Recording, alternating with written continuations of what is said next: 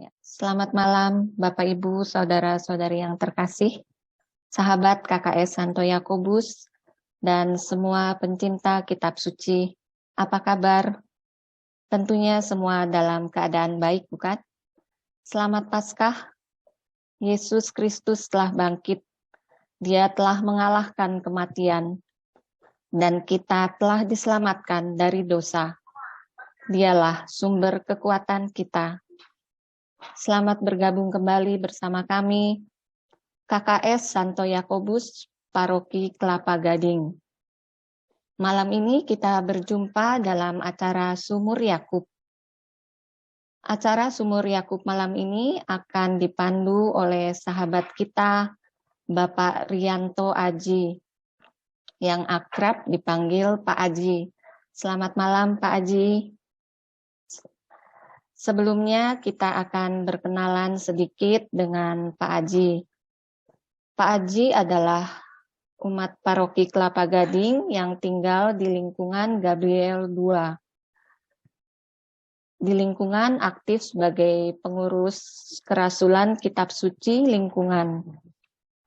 Beliau adalah lulusan KPKS Santo Paulus Tebet angkatan 26 dan baru saja menyelesaikan fokus angkatan kedua. Selain itu Pak Aji juga sudah mengikuti pelatihan fasilitator tingkat dasar dan tingkat lanjut di Wisma Samadi. Beliau juga tercatat sebagai katekis Sakramen Baptis dan Sakramen Penguatan Paroki Kelapa Gading. Demikian sedikit perkenalan kita dengan Pak Aji. Malam ini Pak Aji akan memberi pencerahan yang diambil dari bacaan Injil Yohanes bab 20 ayat 19 sampai 31 dengan tema Yesus menampakkan diri kepada murid-muridnya. Baik, sebelum kita mendengarkan pencerahan dari Pak Aji, kita akan awali dengan doa. Kita akan mohon penyertaan Tuhan dalam acara malam ini. Saya minta bantuan Pak Harun untuk doa pembukaan. Terima kasih, Bu Yunda. Sama-sama, Pak. Teman-teman semua, marilah kita hening sejenak untuk bersatu dalam doa. Dalam nama Bapa dan Putra dan Roh Kudus. Amin. Bapa baik, tak henti-hentinya kami ingin mengucap syukur dan terima kasih atas segala rahmat dan anugerah-Mu sepanjang hari ini. Sehingga pada malam hari ini kami masih sempat menghadiri acara Sumur Yakub di KKS Santo Yakobus ini. Kiranya tema yang diusung oleh Pak Aji sangatlah tepat dan baik. Kami akan mendengarkan tentang penampakan Tuhan Yesus di hadapan para murid-murid di suatu tempat yang sangat kita harapkan, yaitu setelah kebangkitan Yesus di kayu salib. Kiranya Engkau sendiri yang mendampingi kami semua di sini, agar kami sungguh-sungguh dengan rendah hati mau mendengarkan apa yang dibahas, apa yang dibicarakan oleh pembicara, sehingga kami betul-betul bisa meresapi apa makna penampakan Tuhan Yesus kepada para murid itu bagi kita yang hidup di zaman ini. Kiranya refleksi para teman-teman, sahabat-sahabat yang hadir di sini untuk memeriahkan acara ini, untuk memperkaya satu sama dengan yang lainnya. Dengan demikian, program Sumur Yakub baru berhasil menciptakan makna dan suasana yang sungguh sesuai dengan kehendak-Mu. Hanya kepadamu lah kami berdoa dan memohon agar segala alat peralatan internet dan wifi semua berjalan baik sehingga acara bisa berjalan mulus tanpa ada halangan sesuatu apapun. Terima kasih Tuhan yang Maha Kuasa. Kemuliaan kepada Bapa dan Putra dan Roh Kudus, seperti pada permulaan, sekarang, selalu, dan sepanjang segala abad. Amin. Dalam nama Bapa dan Putra dan Roh Kudus. Amin. Terima kasih Pak Harun. Kini waktu dan tempat kami berikan pada Pak Aji. Silahkan Pak Aji. Oke, selamat malam. Saya ulang lagi. Terima kasih Si Junita.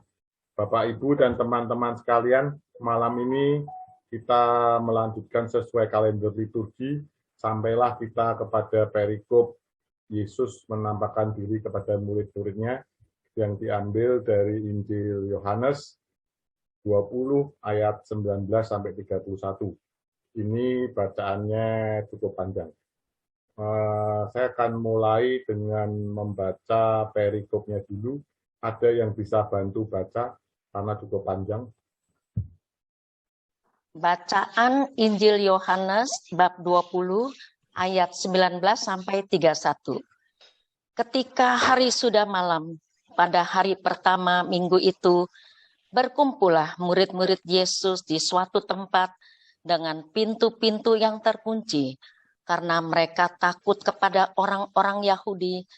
Pada waktu itu, datanglah Yesus dan berdiri di tengah-tengah mereka dan berkata, "Damai sejahtera bagi kamu."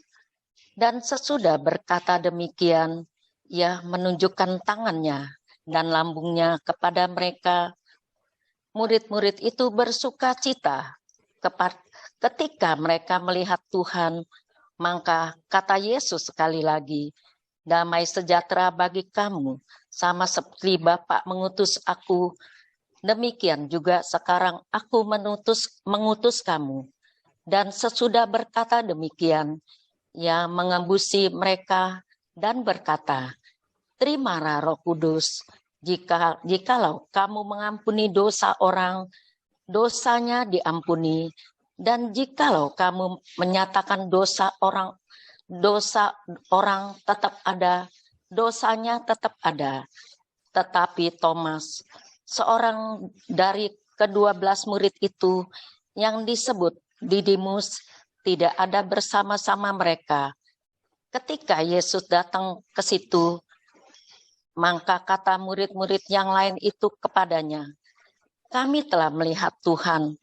Tetapi Thomas berkata kepada mereka, "Sebelum aku melihat bekas paku pada tangannya, dan sebelum aku mencucukkan jariku ke dalam bekas paku itu, dan cucukkan tanganku ke dalam lambungnya, sekali-sekali aku tidak akan percaya."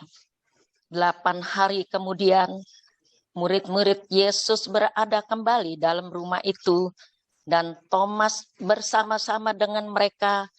Sementara pintu-pintu terkunci, Yesus datang dan berdiri di tengah-tengah mereka dan berkata, "Damai sejahtera bagi kamu."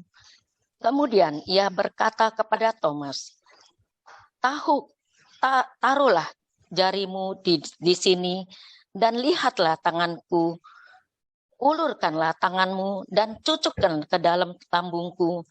Dan jangan engkau tidak percaya lagi, melainkan percayalah." Thomas menjawab dia, "Ya Tuhanku dan Allahku." Kata Yesus kepadanya, "Karena engkau telah melihat aku, maka engkau percaya. Bahagialah mereka yang tidak melihat namun percaya." Memang masih banyak tanda lain yang dibuat Yesus di depan murid diminta murid-muridnya yang tidak mencantum dalam kitab ini. Tetapi semua yang tercantum di sini telah dicatat supaya kamu percaya bahwa Yesuslah Mesias, Anak Allah, dan supaya kamu oleh imanmu memperoleh hidup dalam namanya. Oke. Demikianlah Injil Tuhan, terpujilah Kristus. Pujilah Kristus. Terima kasih Bu Leni.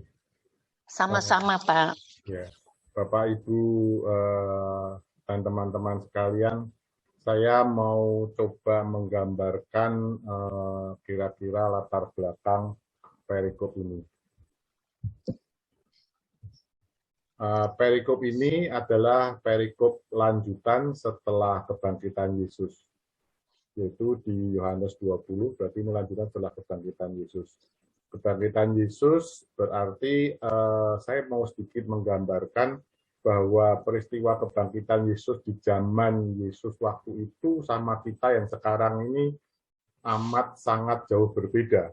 Kalau sekarang ini begitu Sabtu selesai misa, langsung wah selamat Paskah, langsung tertawa-tawa, banyak orang selamat-selamat dan tertawa-tawa bergembira karena Yesus sudah bangkit, dan kita tertawa semua. Pada saat itu semestinya Yesus juga sudah bangkit, tetapi ternyata tidak semeriah atau seperti yang sekarang kita rasakan yang namanya Paskah itu. Kondisi para murid kehilangan dan takut karena mereka merasa Mesias kok meninggal, kok wafat, dan belum percaya bahwa Yesus sudah bangkit. Walaupun Yesus sudah sering mengutarakan ke para muridnya bahwa dia akan pada hari ketiga dia akan bangkit. Tapi ya karena kepanikan dan segalanya itu mereka mungkin lupa apa yang diucapkan Yesus berkali-kali. Juga para murid itu takut kepada orang-orang Yahudi di sekitarnya karena kalau gurunya disalibkan, para murid juga takut kepada orang-orang Yahudi di sekitarnya karena kalau gurunya dibunuh dan disalib, mungkin murid-muridnya juga akan dicari dan bisa berakibat yang sama seperti gurunya. Terus dalam 40 hari Yesus menampakkan kepada murid-muridnya itu ada 4 kali yang tercatat di Injil Yohanes, yang yaitu 2 kali ada dalam perikop ini. Dalam perikop ini 2 kali. Yang 2 kali sisa itu kapan? Ada di gambar yang atas ini dan yang di bawah. Pasti teman-teman semua sudah pada tahu yang di atas ini pada saat apa dan yang di bawah pada saat apa. Kemudian 40 hari misi penampakan Yesus untuk memperkuat iman para murid-muridnya. Karena Yesus tahu iman para murid-muridnya pada saat itu sehabis-habisnya. Kemudian ada isu juga apakah benar Thomas itu peragu, tidak percaya dan bermasalah. Nanti kita akan bahas dengan perikop ini.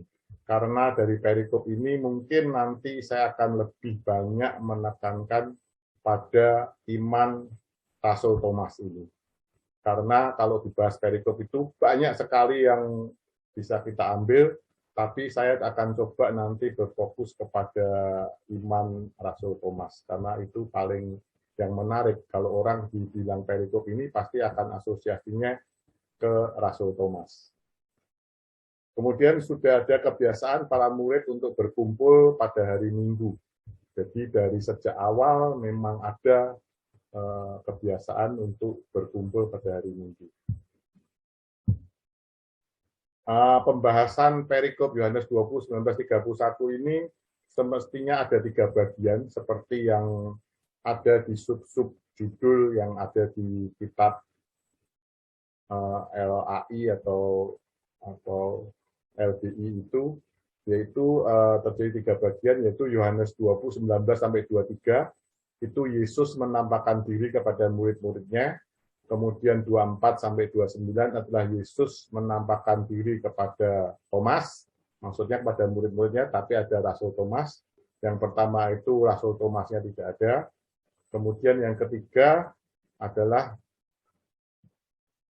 maksudnya Injil ini dicatat. Jadi pencatatan di Injil Yohanes itu diterangkan di perikop yang terakhir 30-31.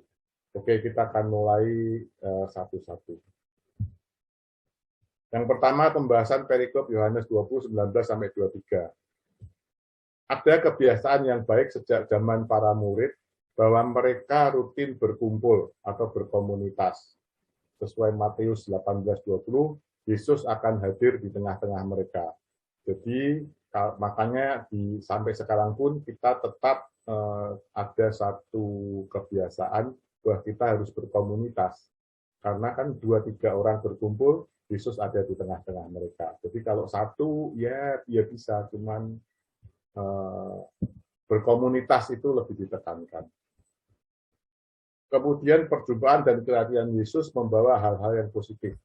Setiap ada kehadiran Yesus, pasti ada terjadi hal-hal yang positif.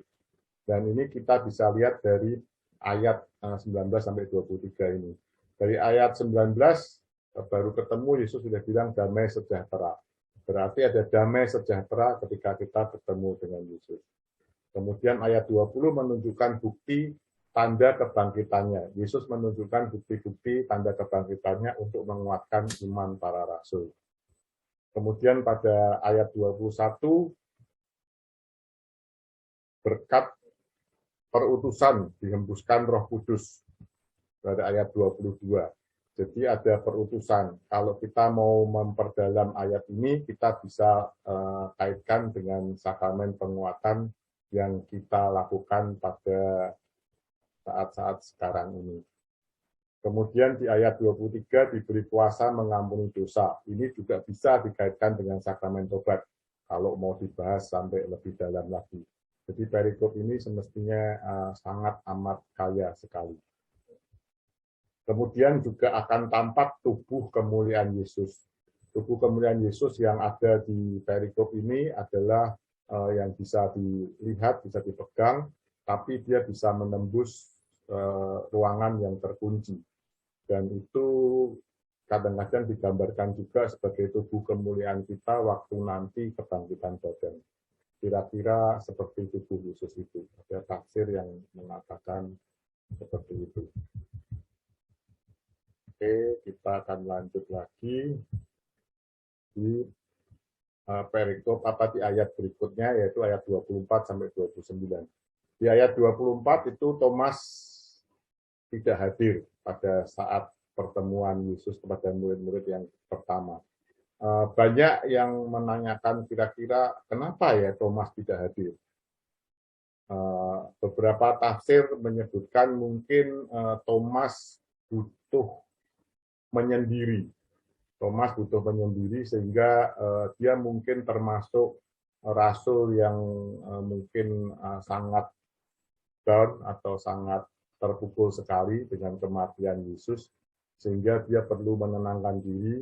Mungkin kalau ada kumpul-kumpul, dia nggak ikut kumpul-kumpul dulu lah. Dia mungkin lagi menenangkan diri atau seperti itu kira-kira. Di ayat 25 menggambarkan karakter Rasul Thomas yang tidak mudah percaya, dia independen, terus mengandalkan diri sendiri, sehingga makanya pada saat ada pertemuan semua rasul-rasul, Thomas tidak ikut di situ. Mungkin karena dia terlalu independen sekali. Kemudian ada yang bisa ditafsirkan juga bahwa pada saat itu hampir semua rasul mengalami yang namanya religious disappointment atau kekecewaan rohani. Kekecewaan rohani karena Mesias yang mereka itu yang mereka andalkan itu kenapa meninggal atau wafat. Kemudian ada sifat-sifat Rasul Thomas yang pesimis, skeptis, sehingga apa-apa selalu harus ada bukti. Kalau tidak ada bukti, dia tidak percaya. Kemudian di perikop ini juga banyak ditafsirkan apakah Thomas itu peragu atau kurang percaya, atau dia mungkin lupa bahwa Yesus itu sudah berkali-kali mengatakan dia akan bangkit. Makanya setelah melihat, dia baru percaya. Kalau kita lihat ayat yang kira-kira menyangkut tentang melihat dan percaya itu adalah di Ibrani 11 ayat 1. Iman adalah dasar dari segala sesuatu yang kita harapkan dan dari segala sesuatu yang tidak kita lihat. Berarti kalau kita melihat baru percaya, apakah itu yang dinamakan beriman? Nah, itu nanti kita akan bahas lebih dalam lagi. Karena kalau orang beriman itu ya tidak melihat pun dia bisa percaya. Itulah namanya iman. Di 2 Korintus 5 ayat 7 juga disebutkan, sebab hidup kami ini adalah hidup karena percaya bukan melihat. Jadi percaya itu tidak harus melihat, kira-kira seperti itu. Itulah yang mengakibatkan banyak dakwaan. Saya bilang dakwaan karena saya agak berpihak kepada Rasul Thomas. Bagi saya Rasul Thomas itu bukan peragu. Nanti kita akan buktikan dalam tafsir perikop ini. Saya akan lanjut ini ke perikop 24 sampai 29. Di ayat 28 pernyataan iman Thomas. Thomas menyatakan imannya setelah ketemu Yesus. Dia berkata, ya Tuhanku dan Allahku. Ini pernyataan iman yang paling kuat menurut saya. Karena kalau disebut Yesus itu Tuhan, Tuhan, Tuhan, ada terjemahan yang mengatakan bahwa itu Kyrios. Kyrios itu katanya kalau di Alkitab yang bahasa Inggris, itu Alkitabnya Bu Rosita itu katanya itu bukan Tuhan, tapi Tuan. Tapi kalau ini semestinya sudah tidak ada yang bisa bantah lagi, karena Tuhanku dan Allahku. Berarti itu Kyrios dan Theos. Dan perikop ini semestinya disebutkan juga sebagai puncak Injil Yohanes. Kalau pada ayat 1:1 pada mulanya adalah firman-firman yang menjadi manusia, nah inilah dia, Tuhanku dan Allahku. Ini adalah Allah yang menjadi manusia. Jadi ini puncak Injil Yohanes ada di perikop malam ini. Thomas, rasul yang beriman atau tidak, perjumpaan dengan Yesus merubah iman Thomas. Jadi setelah berjumpa dengan Yesus, Thomas akhirnya bisa mengakui ya Tuhanku dan Allahku. Demikian juga kalau kita merasa iman kita goyah, kita perlu untuk mencari waktu atau mencari kesempatan untuk bisa berjumpa dengan Yesus. Karena itu akan mengubah iman kita. Ayat 29, Yesus tidak marah walaupun Thomas baru percaya setelah melihat. Ini yang bisa menjadi tafsiran kita bahwa semestinya Thomas itu bukan peragu. Atau kita tidak bisa mendakwa Thomas sebagai rasul yang kurang percaya. Kalau kita bilang Thomas itu rasul yang kurang percaya, semestinya rasul yang lain pun semestinya juga tidak percaya kalau Yesus bangkit. Dan mereka baru percaya setelah melihat juga. Cuman kebetulan rasul-rasul yang lain itu melihat lebih dulu daripada Thomas. Sehingga rasul-rasul yang lain pun percaya lebih dulu daripada Thomas. Nah, Thomas belum melihat, ya praktis dia tidak percaya. Rasul Thomas juga terkenal sebagai misionaris yang singgah di Suriah dan Persia pada nantinya, dan wafat di India, dan ditusuk tombak, terus meninggalkan 7 gereja di India, dan di kuburnya ada tulisan My Lord and My God. Jadi ungkapan iman Rasul Thomas ini semestinya melegenda. Dan ini diakui sebagai ungkapan iman yang tertinggi dari para rasul. Kemudian kalau kita lihat di Yohanes 11 ayat 16, bisa dilihat keberanian Rasul Thomas untuk mati bersama Yesus. Itu kalau nggak salah peristiwanya yang akan ke Betania itu kalau nggak salah. Di Yohanes 11 ayat 16. Jadi semestinya Rasul Thomas ini bukan rasul yang cupu, gitulah kira-kira. Rasul Thomas ini pemberani dan dia pasti punya iman yang kuat juga. Cuman karena tadi yang dibilang disappointment rohani, keterpurukan rohani itu yang membuat goyah semuanya. Kemudian di perikop yang terakhir 30-31 itu, dalam catatan yang ada dalam kitab suci, Yesus membuat banyak tanda dan mukjizat. Tercatat ada 44 kali. Pada ayat 30 jelas sekali bahwa mukjizat dan tanda yang dibuat Yesus jauh lebih banyak dari jumlah tersebut. Ya kan? Karena yang tercatat 44 kali. Bisa jadi Yesus selama 3 tahun itu membuat mukjizat mungkin 1 hari aja mungkin bisa ada 10-20 kali. dalam satu hari. Kalau 3 tahun mungkin bisa ratusan kali dia buat mukjizat. Tapi yang tercatat hanya 44 kali. Itulah sebabnya apa yang kadang-kadang apa yang tidak semua yang ada itu bisa tertulis dalam kitab suci. Sehingga diperlukan juga tradisi suci dan sebagainya. Bahkan mujizat-mujizat sejenis pun bisa jadi dibuat berulang kali. Misalkan tentang 5 roti dan 3 ikan itu juga dibuat berapa kali, kan 2 kali yang tercatat. Orang buta, orang lumpuh yang disembuhkan bisa juga ada puluhan mungkin. Pada ayat 31, salah satu tujuan tanda dan mujizat adalah supaya murid-muridnya percaya bahwa Yesus itu Mesias. Sehingga dengan ayat ini kita bisa disadarkan juga bahwa kita jangan berhenti kepada tanda. Kalau Romo Suto selalu mengulang-ulang antara tanda dan yang ditandakan. Jadi kita jangan terkagum-kagum atau terpesona dengan tanda. Karena tanda itu yang penting semestinya yang ditandakan. Yang ditandakan adalah Yesus, Mesias, dan Anak Allah. Jadi tidak berhenti hanya sampai pada percaya saja. Karena percaya itu akan menjadi iman dan perbuatan dan hidup dalam namanya. Percaya itu saya pernah dengar dalam bahasa aslinya itu percaya itu semestinya kata kerja. Jadi percaya itu bukan kata sifat. Kalau bahasa Indonesia mungkin percaya itu kata sifat.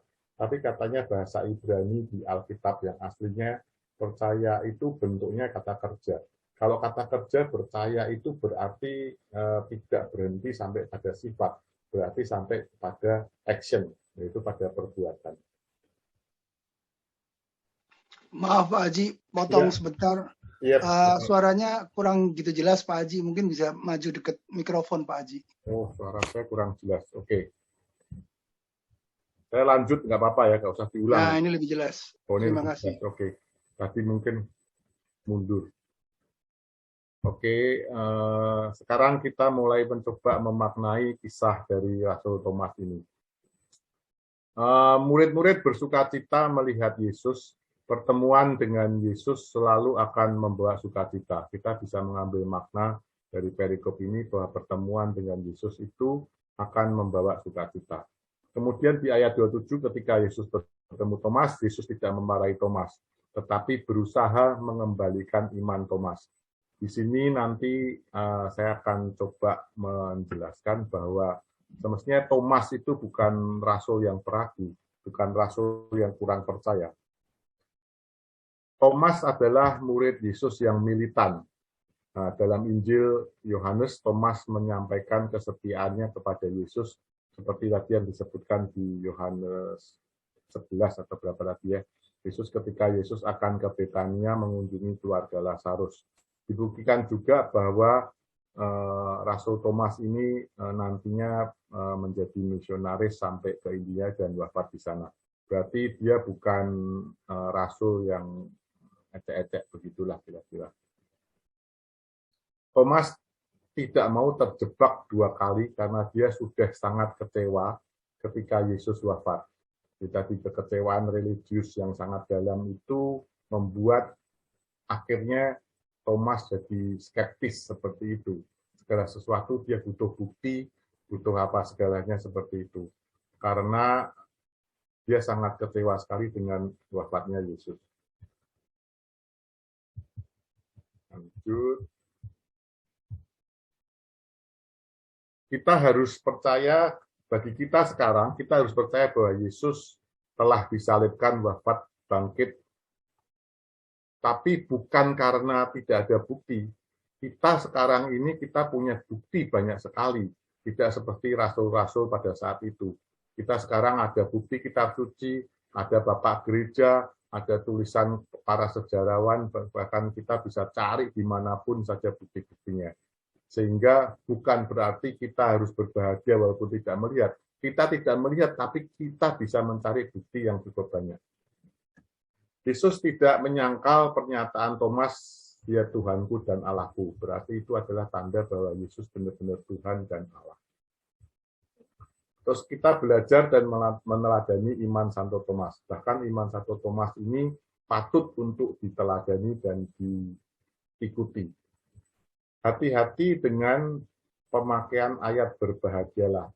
Kadang-kadang orang suka memakai perikop ini sebagai berbahagialah orang yang tidak melihat percaya. Jadi setiap ada kata-kata atau ada sesuatu ungkapan yang tidak bisa dilihat, orang pakai ayat ini, berbahagialah orang yang tidak melihat tapi percaya.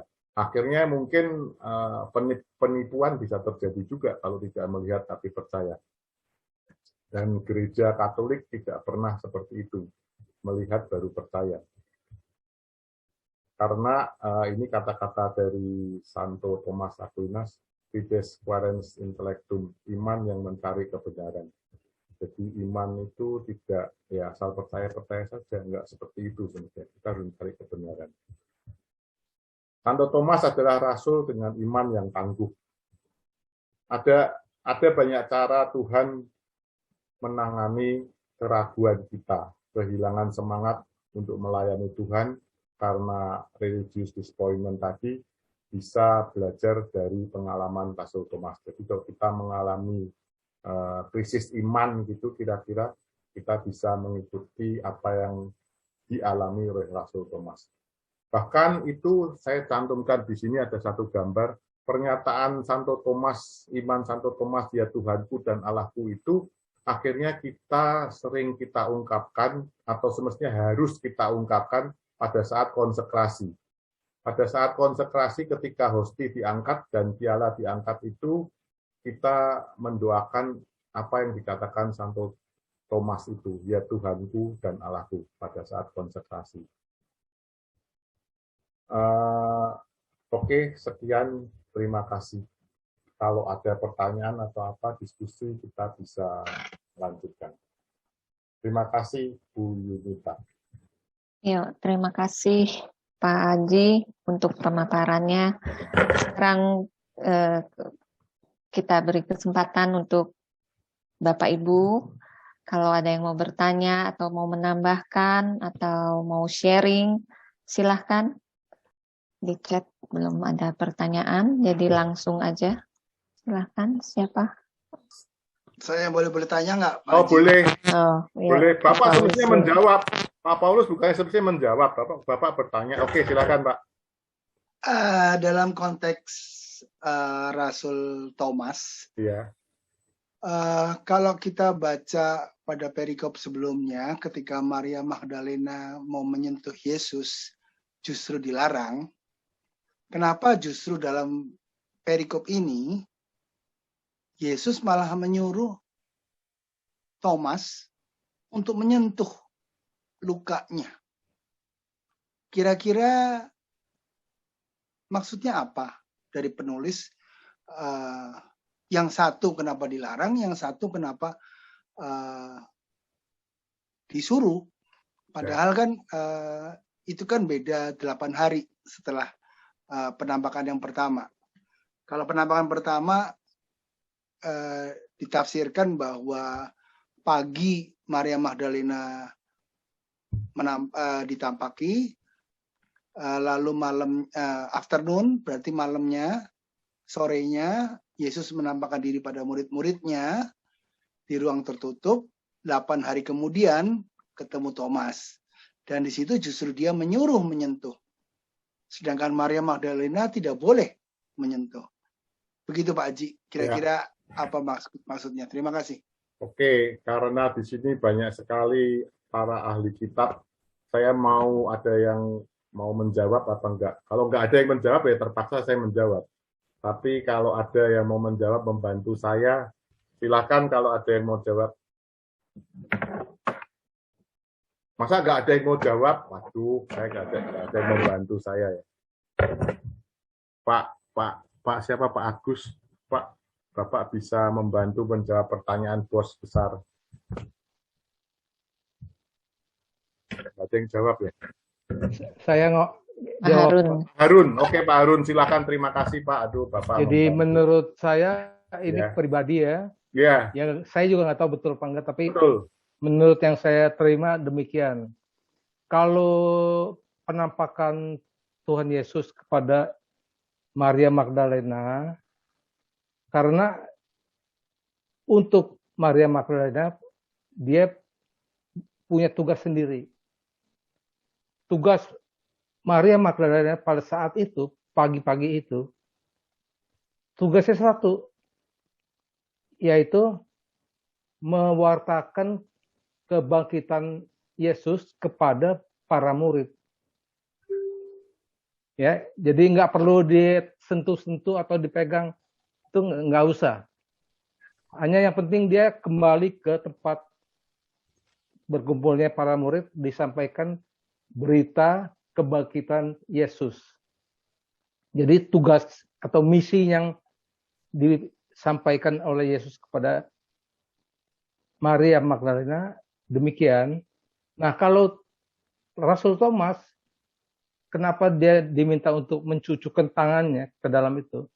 Karena untuk menguatkan iman, menguatkan kepercayaan yang selama ini sampai saat itu masih agak ragu-ragu kelihatannya. Nah, supaya kamu tidak ragu-ragu, cucuklah tanganmu ke dalam lubang-lubang ini. Supaya kamu betul-betul bukan hanya melihat, tetapi merasakan lubang-lubangnya itu. Nyata, konkret, tidak bohong, tidak ada hoax, tidak ada simpang siur lagi. Jadi dia punya kesia-siaan pengharapan itu tidak menjadi lenyap begitu saja, tetapi dikembalikan imannya, diperkuat lagi, bahkan lebih percaya lagi bahwa Yesus betul-betul janjinya ditepati, kebangkitannya juga sungguh-sungguh terjadi. Jadi dua hal ini sifatnya berbeda. Jadi makanya apa yang diminta oleh Tuhan Yesus pun berbeda. Karena selama di Injil Yohanes memberitahu kita itu hal-hal yang hanya sharing iman. Injil ini ditujukan kepada orang-orang yang sudah percaya kepada Tuhan Yesus.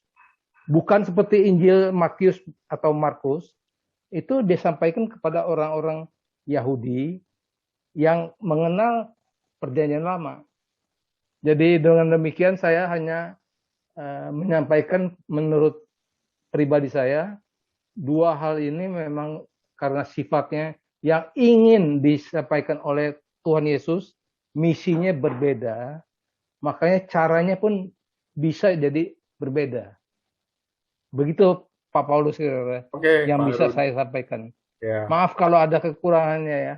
Oh enggak Pak, sempurna Pak. Pak Paulus, apakah sudah menjawab atau belum? Atau masih perlu jawaban saya kah? Saya masih menunggu jawabannya Pak Haji. Oh gitu. Oke, saya coba sedikit menyontek jawaban Pak Harun atau saya Maaf ya, yang bicara harap buka kamera. Terima kasih. Oh, itu yang bicara saya loh. Jadi saya kan buka kamera sudah. Saya nggak dibuka kamera. Oh, gitu. Oke. Nggak apa-apa Harun. Oke. Pak Paulus, saya coba menjawab. Saya sesuaikan dengan jawaban Pak Harun supaya kita kelihatan kompak Pak Harun ya. Ya. Ya, menurut saya memang ada kalau Thomas kenapa disuruh mencucukkan karena dia kira-kira untuk menguatkan imannya itu memang kayaknya dia sebelumnya sudah sesumbar. Kalau saya nggak sampai mencucukkan, nggak sampai apa, saya nggak akan percaya. Nah, gimana caranya? Sekarang itulah hebatnya Yesus atau hebatnya tubuh kemuliaan yang ada di Yesus itu, yaitu dia bisa disentuh. Tapi semestinya tubuh kemuliaan itu bukan untuk dipegang-pegang atau bukan untuk setiap orang ketemu terus peluk-pelukan, tipok-tipokan, terus pegang-pegang gitu, bukan untuk dipegang-pegang semestinya. Itu hanya mungkin boleh dipegang atau diapa karena dalam rangka seperti Pak Harun bilang tadi, ada tujuannya. untuk menguatkan iman Rasul Thomas, gitu Pak Harun ya? Iya, Betul ya? betul. Nah, begitu. Dan menurut yang saya pahami juga, Maria Magdalena itu kalau ketemu Yesus suka mungkin apalah kayak mungkin Bu Rosita gitu, kalau ketemu kan suka tipiki atau apa begitu atau apa. Nah, maksudnya mungkin pada saat itu makanya Yesus bilang, kamu jangan sentuh saya, seperti itu kira-kira. Jadi memang semestinya tubuh kemuliaan bukan untuk dilakukan seperti tubuh biasa.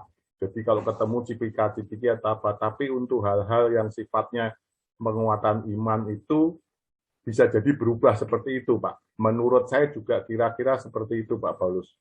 Barangkali ada yang mau menambahkan teman-teman yang lain, Jadi, silakan. apakah menurut Pak Haji waktu itu Thomas benar-benar menyucukkan tangannya? Itu saya nggak tahu persis menentukan apa enggak. Tapi kalau lihat di gambar-gambar yang ada, kan kita nggak melihat, Pak ya. Jadi kita nggak tahu persis semestinya. Melihat gambar-gambar yang ada, nggak tahu dia itu kayak hampir itu apakah benar-benar teluk dimasukin gitu benar, apakah jangan-jangan setelah dia lihat dari dekat gitu, wah ini kayaknya benar juga.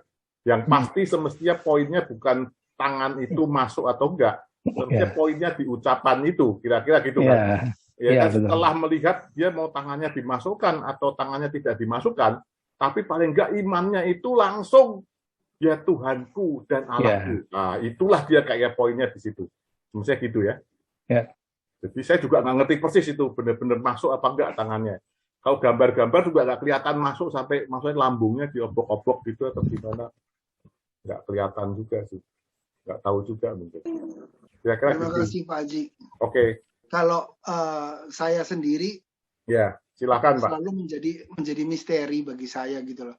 Kenapa yang satu nggak boleh nyentuh, yang satu nih cucukin ke tangan saya, satu malah disuruh, satu malah nggak boleh. Kemungkinan dari yang penafsiran saya juga pribadi, bahwa ini ada hubungannya dengan kenajisan. Bahwa orang Yahudi dan orang Islam itu mempunyai kesamaan tradisi bahwa kalau tubuh yang sudah meninggal, sudah dimandikan, nggak boleh disentuh, kecuali sama imam. Kalau disentuh lagi, berarti menjadi najis. Dan tidak ada bukti bahwa Thomas ini akhirnya langsung menyentuh. Ini yang saya dapat, tapi saya masih menjadi misteri bagi saya, apakah demikian bahwa Maria Magdalena, jangan sentuh-sentuh. Itu menjadi suatu ada hubungannya dengan kenajisan. Dia sudah kudus, menjadi tubuh yang baru. Terus ketika Thomas, apakah benar seperti kata Pak Haji dan Pak Harun bahwa dalam rangka untuk membaca pendengar dari Yohanes untuk percaya, mau dijelaskan bahwa kamu nggak perlu menyentuh untuk percaya, tapi nggak perlu melihat saja sudah harus percaya. Apakah konotasi ini? Bagi saya masih menjadi misteri, belum dapat jawabannya, makanya saya tanya Pak Haji. Thank you jawabannya Pak Haji. Ya, semestinya memang apa yang diomongin Pak Paulus itu benar juga. Karena kalau kita mau agak sedikit mendebat agak dalam lagi, bukan mendebat lah, berdiskusi gitu ya. Karena nggak salah di Maria Magdalena itu Yesus bilang, saya belum kembali kepada Bapa, kira-kira seperti itu. Apakah berarti kalau sudah kembali kepada Bapa itu boleh disentuh atau gimana? Ya nggak tahu kalau ada hubungannya dengan najis dan tidaknya tadi itu. Mungkin di dunia ini masih belum boleh disentuh, tapi entah kalau sudah di rumah Bapa sana, kita ketemu Yesus mungkin boleh sentuh-sentuh atau gimana. Itu juga ya bisa jadi bahan diskusi dan jadi bahan perbincangan lebih lanjut sih. Karena kan kenapa Maria Magdalena nggak boleh menyentuh, sedangkan Thomas disuruh menyentuh seperti yang Pak Paulus tadi ngomong. Mungkin kalau ada yang mau menambahkan, ada yang mau berpendapat, karena ini tafsir semestinya sah-sah aja sih tafsir. Iya. Ada salah. Ada yang mau menambahkan, Pak Bambang, silahkan. Oh iya, silakan Halo. Pak Bambang. Selamat malam ya teman-teman semua ya. Malam. Selamat malam, Pak. Saya coba merefleksikan kejadiannya. Pada saat Maria Magdalena itu mendapat penampakan kebangkitan Yesus, dan Maria Magdalena itu memberitahukan kepada murid-muridnya, mereka itu kan belum melihat sosok Yesus. Dan mereka itu pada ketakutan, dia ada di dalam ruangan yang terkunci. Mereka takut ditangkap, ya, takut dianiaya seperti Yesus. Jadi kalau kita mau menjawab misteri ini, saya rasa kita mesti lihat ayat paralelnya. Kalau kita lihat ayat paralelnya, itu ada di Lukas 24, ayat 36 sampai 49 ini, Pak Paulus dan Pak Haji. Jadi di situ diceritakan bahwa kondisi ke-11 murid itu pada ketakutan. Jadi ketika Yesus tiba-tiba menampakkan dirinya dan dia berkata bahwa Shalom, mereka terkejut dan takut. Itu dikatakan di Lukas 24. Koreksi Pak Bambang, 10 muridnya. 10, maaf ya. Pak Saat Paulus Yudas ini sudah nggak sangat ada, Thomas teliti. nggak ada. Pak Paulus ini sangat teliti dan akurat. Terima kasih koreksinya. Sekali lagi, mereka itu dalam kondisi ketakutan. Ini coba saya baca ya. Jadi, sementara mereka bercakap-cakap tentang hal itu, Yesus tiba-tiba berdiri di tengah-tengah mereka dan berkata kepada mereka, damai sejahtera bagi kamu. Mereka terkejut dan takut dan menyangka bahwa mereka melihat hantu. Nah, disitulah yang menggerakkan Yesus, saya pikir, mereka masih belum bisa membayangkan kebangkitan Yesus itu seperti apa. Jadi ketika Yesus menampakkan diri, mereka takut. Malah Yesus menegur, mengapa kamu terkejut dan apa sebabnya timbul keraguan-keraguan di dalam hati kamu? Lihatlah tanganku dan kakiku. Aku sendirilah ini. 39. Rabalah aku dan lihatlah, karena hantu tidak ada daging dan tulangnya, seperti yang kamu lihat ada padaku. Jadi Yesus menunjukkan tangan dan kakinya. Jadi Yesus pada saat itu memang paham dan mengerti bahwa ke-10 muridnya dan murid-murid yang lain masih belum paham, masih belum mengerti. Jadi ya Yesus mau menunjukkan kepada mereka bahwa aku sudah bangkit. Ini tubuhku dapat. Bahkan Yesus minta ikan goreng tuh. Ya, di ayat 42-nya. Kenapa Yesus ini justru menarik buat kita dan kita bisa dijadikan alasan ini. Kenapa Yesus minta ikan goreng? Kalau hantu itu nggak makan ikan goreng loh. Ya, manusia yang makan ikan. Jadi Yesus itu bangkit. Jadi di ayat 42 itu, lalu mereka memberikan kepadanya sepotong ikan goreng. Ia mengambilnya dan memakannya di depan mata mereka. Kalau hantu nggak makan ikan goreng. Jadi itu refleksi dari saya. Tapi ada tambahan buat saya. Saya pikir ketika setelah penampakan Yesus kepada 10 murid, Thomas nggak ada. 8 hari kemudian Thomas dikasih tahu bahwa Yesus telah lahir. Maaf. Yesus sorry teman-teman. Yesus telah bangkit, ya. Jadi ini memberi refleksi buat kita bahwa Yesus itu mendengarkan semua apa yang kita katakan dari mulut kita. Thomas kan berbicara itu, ya, bahwa gua nggak percaya sebelum gua mencucukkan tangan gua. Jadi itu refleksi buat saya bahwa Yesus itu mendengarkan apa yang kita ucapkan dan apa yang kita inginkan dan apa yang kita butuhkan untuk membesarkan iman kita. Terima kasih teman-teman ya. Mudah-mudahan ini ya sedikit nambah-nambahin lah ya, iseng-iseng aja. Terima kasih. Ya, terima kasih Pak Bambang. Boleh nambahin? Ya, silakan Bu Nesya. Boleh ya berkomentar ya. Silakan Dari Cinesya. sisi wanita nih. Pak Paulus, dari sisi wanita nih. Wanita ya. Iya, wanita. kalau kita kembali ke ayat sebelumnya ya, atau perikop sebelumnya, Yesus kan menampakkan diri kepada Maria Magdalena. Nah, itu sebenarnya Maria Magdalena kan nggak tahu siapa itu Yesus gitu. Tapi dia tuh bagaimana ya, perasaannya tiba-tiba, Yesus gitu. Tadinya kan dikiranya tukang kebun atau siapa. Yesus, waduh gimana ya, saya tuh sangat bener-bener, kalau saya nih merasakan, ini kan tafsir ya Pak Haji ya, saya menafsirkan. Pada saat saya kangen gitu, ketemu sama orang yang saya harapkan, saya pegangin dia terus gitu. Jadi di ayat 17, Yesus berkata kepadanya, maksudnya kepada si Maria Magdalena, janganlah engkau, harusnya ada, janganlah engkau terus memegang aku gitu. Jadi Maria Magdalena ini nggak kasih Yesus pergi nih, dipegangin terus gitu. Tetapi setelah itu mungkin ada kurang kata terus. Saya bertafsir ada kata terus gitu.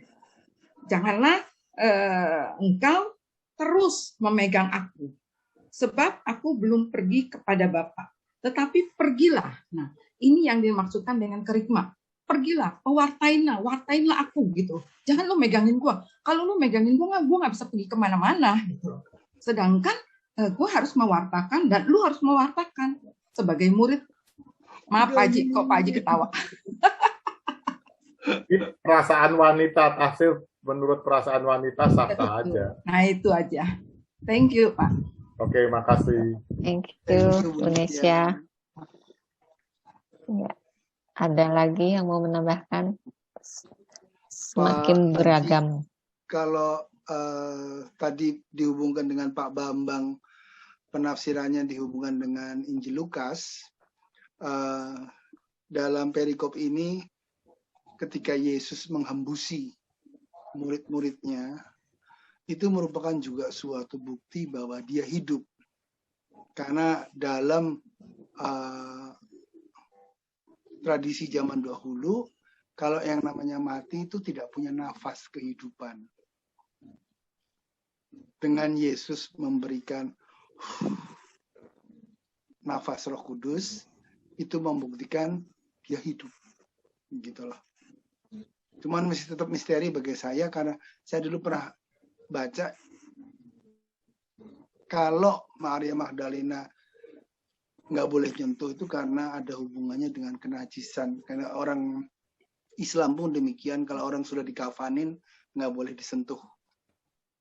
Karena mereka punya tafsiran bahwa kalau sudah dimandikan itu langsung ke sana dan itu menjadi najis kalau tersentuh, kecuali oleh imam. Apakah demikian hubungannya dengan perikop ini masih menjadi tanda tanya, tapi sekilas ya jawabannya yang saya dapat cukuplah. Terima kasih. Ya, memperkaya Pak Paulus. Silahkan, ada lagi Bapak Ibu yang mau bertanya? Pak Haji siap banget tuh untuk ditanya.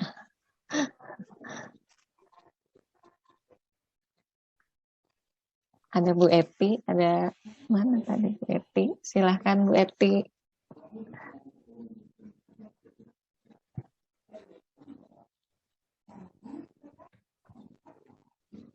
Belum ada ide Yun. Belum ada. Sorry. Pak Wilmar nih, buka mic. Silahkan. Oh, ada yang mau tanya Pak Wilmar. Kalau malam semuanya, malam Baji. Wes, waduh, terima kasih Pak. Ya Pak, silakan. Iya, Pak. kalau saya sih melihatnya mengenai tadi Yohanes ya, Yohanes 20:27 ya. Kalau saya melihat ini kan Thomas sebenarnya orang yang skeptis lah, boleh dibilangnya skeptis. Jadi, tapi setelah saya baca di semua ayat itu, memang ada kata Yesus karena skeptis, melihat skeptisnya Thomas. Yesus memang menawarkan untuk Thomas itu mencucukkan jarinya ke tangan dan lambungnya. Tapi itu saya lihat berhenti sampai di situ, tidak ada apapun yang menunjukkan bahwa Thomas melakukan itu apa yang ditawarkan oleh Yesus. Artinya apa yang ditawarkan Yesus itu ketika Yesus berkata kepada Thomas itu sudah cukup untuk menyadarkannya bahwa, makanya muncul kalimat ya Tuhanku, ya Allahku. Jadi dia tidak lagi menyentuh Yesus sebenarnya. Kalau yang saya baca, jadi tidak ada penjelasan bahwa kalau benar Maria waktu itu Magdalena tidak juga diizinkan untuk menyentuh, Yesus baru sampai pada taraf menawarkan Thomas untuk menyentuh, tapi tidak ada yang menyatakan di situ Thomas benar-benar menyentuh. Yesus hanya menawarkan itu kepada Thomas karena dia tahu sifat skeptisnya, makanya kemudian akhirnya muncullah perkataan Yesus bahwa berbahagialah orang yang tidak melihat namun percaya. Jadi disitulah kalimatnya, jadi itulah tekanannya di situ saya melihatnya, Pak. Saya rasa itu aja, Pak Haji. Oke, makasih Pak Wilmar. Ya bisa Thank you, diterima Pak Wilmar. juga.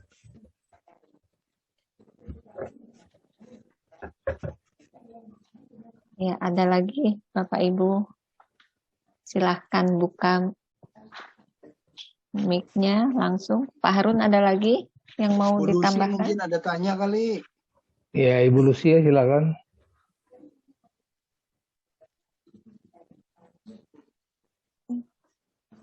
Saya itu semestinya pengen bertanya, kalau pas konsekrasi itu ada yang tahu nggak kalau kita mesti bilang dia Tuhanku dan Allahku? Ada yang tahu seperti itu nggak ya? Saya terus terang tahunya belakangan loh. Saya nggak tahu sejak saya saat dibaptis sih. Saya dikasih tahu waktu saya belajar. Belajar di mana, Pak? Waktu saya belajar komuni pertama di Yakobus. Oh, wah berarti Bapak lebih bagus dari saya, Pak. Bapak komuni pertama sudah bisa ngomong itu. Saya terus terang, saya baru belakangan ini saya mengucapkan kata itu. Saya nggak tahu sih.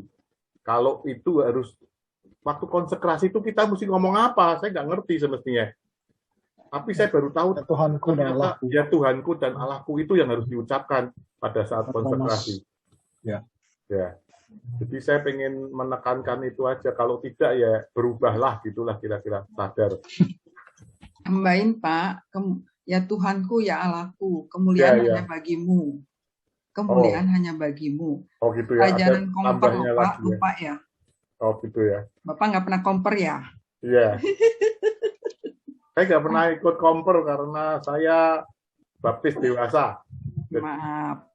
Saya baptis langsung itu, jadi tergantung apa katekisnya dulu, mungkin katekisnya nggak secanggih Bu Nesia. Nggak gitu Pak, jangan menyinggung. Saya waktu diajarin itu, saya terus terang nggak ngerti, serius. Jadi saya jujur, saya baru tahu ya Tuhanku dan Allahku itu setelah belajar dari gurunya Bu Nesia itu, Pak Steve. Nggak ada yang terlambat Pak. Ya, makanya saya akan mengajak teman-teman yang senasib sama saya. Ternyata nggak ada yang senasib nih. Lebih hebat semua. Tapi mungkin ya Pak, untuk baptisan dewasa lebih fokus kepada pembangunan dasar iman. Jadi bukan kepada ritual dan tata cara. Kayak diajarin dasar-dasar iman Katolik gitu loh. Fokusnya. Jadi mungkin kelolosan kira-kira itu. Ya. Mungkin Pak Hajinya yang nggak dengar Pak. Karena itu adalah termasuk iman kita Pak. Iman kita kepada Kristus. Mungkin Pak Haji yang nggak dengar itu aja ya Pak Haji. Ya, itu benar tuh Bu Lucia itu. Ya. Bisa aja nggak dengar, bisa aja nggak benar. Saya tidak ikut-ikutan kalau untuk yang ini deh. Saya terima aja lah Pak. Saya hari ini sebagai tertuduh, jadi saya siap aja, terima aja lah apapun yang dituduhkan. Nggak ada yang terlambat kok Pak Haji. Ya, saya sudah nggak terlambat Pak sekarang. Saya sudah istilahnya sudah masuk beberapa kali, jadi tidak terlambat lagi. Cuman saya kok berarti saya satu-satunya yang terlambat ya. Semua ini berarti jauh lebih suci, kira-kira begitu loh. Kejujuran Pak Haji sangat bukannya suci Pak Haji. Saya juga baru tahu. Kejujuran kita Pak Haji taat, sangat kita taat. Bukan suci, kita taat kepada kita gereja itu. Ya paling enggak Bapak tahu aturan dan taat gitu kan. Saya tidak taat karena tidak tahu aturan. Kalau tidak tahu kan nggak dosa, nggak apa-apa. Pak Haji, Iya, Pak Haji nggak sendiri Pak, saya juga dibaptis dewasa. makanya. Ya itulah, makanya menurut saya itu kalau ada yang belum tahu ya berubahlah gitulah. Saya karena begitu tahu itu, aduh saya mesti segera berubahlah. Saya berubah. Supaya paling nggak nanti kalau ketemu Santo Petrus ditanya, saya sudah berubah loh cukup lama, gitulah kira-kira. Kalau dari teks yang masuk, menurut Bu Elis, Pak Haji waktu itu main HP kali. Oh gitu. Siapa itu Alis Budiana? Iya. Alis Budiana kok ngikutin saya kemana-mana ya?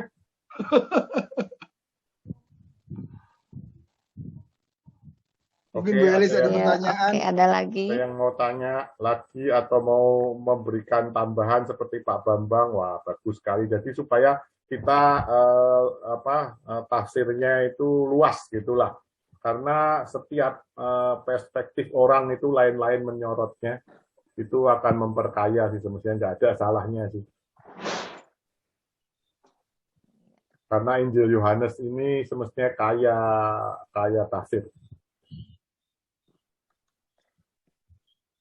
Ya, ahli-ahli tafsir Purusita. Pak Toto mungkin ada, Pak Toto. Wah iya. Enggak, saya sementara enggak ada dulu. Ya. Oke, Pak. Bu Rosita itu Bu Rosita mau guru saya yang ngajarin saya ke gereja tiap hari. Ya, Pak Haji luar biasa. Pak Haji nih. Oh, saya luar biasa. Saya mau bertanya nih ya. Oh, boleh. Kalau Thomas, tadi kan Pak Haji bilang Yesus tidak marah ya. Iya. Thomas, kalau saya tidak melihat sendiri, intinya gitu kan. Iya, iya. Tapi Yesus marah loh dulu waktu orang minta tanda. Akhirnya Yesus bilang tandanya itu waktu orang bertanya gitu ya. Terus tidak akan kuberi tanda selain tanda Nabi Yunus. Itu kan waktu itu yang orang mempertanyakan bahwa dia benar Mesias. Itu loh saat itu. Apakah ini Thomas ini juga meminta tanda gitu? Karena dia tidak percaya. Ada yang mau membantu saya menjawab Bu Rosita? Kalau nggak ada, terpaksa saya jawab lagi. Jawab dulu dong Pak Haji, nanti kita bantu. Oke, gitu ya. Jadi jawab dulu baru dibantu ya. Iya dong. Oke, saya coba menjawab lah, walaupun sebisa saya. Bu Rosita, mungkin inilah Yesus itu kan maha tahu ya. Jadi antara Thomas yang meminta tanda dan ada orang-orang Yahudi atau apa itu yang dibilang, saya udah kasih tanda segitu banyak, kamu masih minta tanda terus. Kira-kira waktu itu ceritanya seperti itu kayaknya konteksnya. Sehingga Yesus bilang, udah terlalu banyak, saya kasih tanda kamu minta tanda apa? Jadi semestinya agak sedikit lain dengan situasi Thomas ini.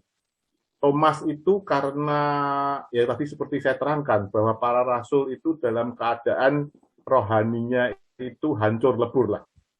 Orang dalam keadaan rohani hancur lebur, itu mungkin kalau istilah sekarang Yesus itu mungkin memaklumi. Kalau sampai para rasul yang terkenal orang-orang, para rasul itu kan nggak main-main kan.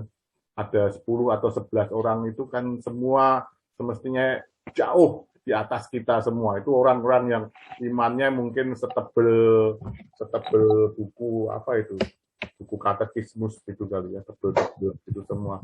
Itu aja sampai karena dia hancur seperti itu, dia butuh tanda seperti itu, makanya Yesus mungkin meloloskan atau mengizinkan Thomas itu untuk diberi tanda lagi. Bahkan Yesus kenapa 40 hari masih di dunia? Yang saya dengar juga karena Yesus punya misi untuk menguatkan iman para rasul yang kalau sampai tidak dikuatkan mungkin tidak ada penyebaran agama Kristen sampai sekarang ini, sampai ke Indonesia juga, kira-kira mungkin seperti itu. Jadi semestinya kasusnya menurut saya tentang tanda, sama-sama kata tanda tapi mestinya beda itu. antara tanda yang diminta orang-orang Yahudi atau apapun ahli Taurat atau apa itu namanya dengan tanda yang diminta Rasul Thomas. Rasul Thomas mungkin sangat perlu, amat sangat sekali Yesus menampakkan diri dan kalau perlu tadi menunjukkan lukanya apa semua, supaya akhirnya Thomas itu bisa jadi Rasul yang demikian hebatnya. Kira-kira seperti itu jawaban saya. Mungkin Pak Paulus mau menambahkan atau ada jawaban yang lebih akurat, Pak. Setuju sependapat dengan Pak Haji bahwa kalau pada saat itu Yesus menjawab para ahli Taurat, kenapa demikian berbeda? Karena pada waktu itu mereka minta tanda dalam rangka mencobai. Sementara kalau Thomas dapat dimengerti bahwa begitu dalam state of shock mereka bahwa guru mereka mati. Sehingga kalau dia ngeyel, dia menjadi skeptis, makanya dia ditawarkan, kalau kamu mau silakan cucuk. Memang sama-sama meminta tanda, tapi dalam kurun kondisi yang jauh berbeda. Kita pun kalau lagi berdoa, kadang-kadang kita boleh minta tanda. Cuman jangan terus, Tuhan berikanlah duit, kalau nggak ada duit di depanku, aku nggak percaya, itu mah percaya sama tuyul. Gitu. Bukan demikian, itu sama aja ya, kayak orang-orang ahli Taurat yang minta tanda, tapi sudah dikasih tanda, kamu nggak percaya, ngeyel terus. Sementara murid-muridnya Thomas itu justru dalam suatu kehancuran, makanya ditawarkan, kalau kamu mau, silakan. Jadi saya sependapat dengan Pak Haji. Oke, terima kasih. Sudah menjawab Bu Rosita? Kalau belum boleh bertanya lagi. Thomas, kita kan juga seringkali seperti Thomas, ya kan? Tidak yakin juga dengan iman kita kan akan Yesus. Kalau kita dalam satu peristiwa yang kita perlu, ya makanya kita perlu discernment itu kan. Cuman menurut saya ya, mestinya Thomas dan para murid itu juga kan lebih nyata lihat aksi nyatanya Yesus sebelum Yesus disalibkan gitu ya.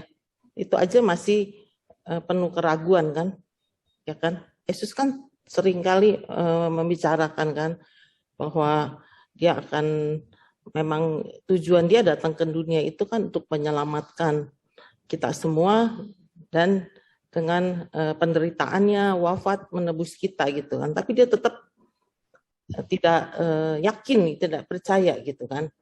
Nah sekarang dengan adanya perikop ini nih hari ini nih, ya kan, kita apa nih Pak Haji kira-kira untuk membuat orang-orang yang penuh keraguan, apalagi di saat pandemi ini ya, sampai banyak dari kita yang mendapatkan suara Tuhan hadir di saat COVID ini. Tapi banyak juga orang yang frustrasi berbalik, jadi tidak percaya gitu.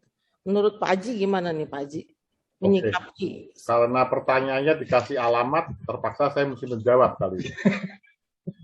Saya nggak boleh, kalau saya lempar lagi orang tadi tanyanya menurut Pak Haji, kok menurut Pak Haji kan berarti sesuka saya ya jawabnya ya.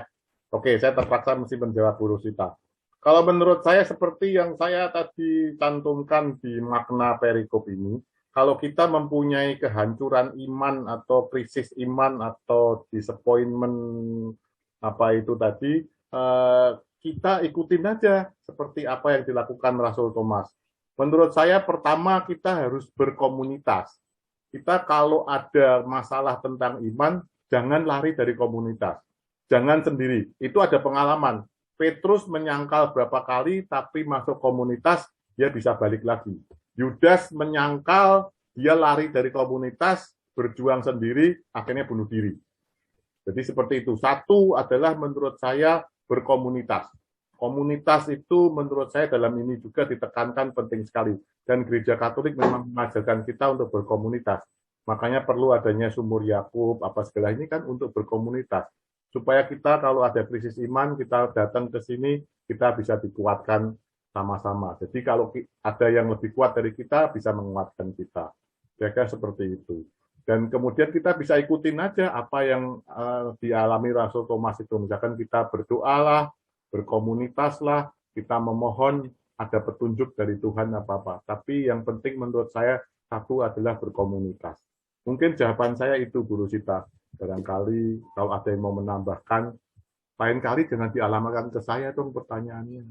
Bertanya gitu aja. Jadi kan saya bisa lempar Paulus. Ya, kita kan mesti ini, Pak, menghidupkan Zoom ini. Jadi perlu pembicara itu menjawab. Oh, gitu. Tuh, dengerin Tanya tuh. lagi kepada Pak Haji. Makasih ya. Ada pertanyaan lagi, saya mau jawab.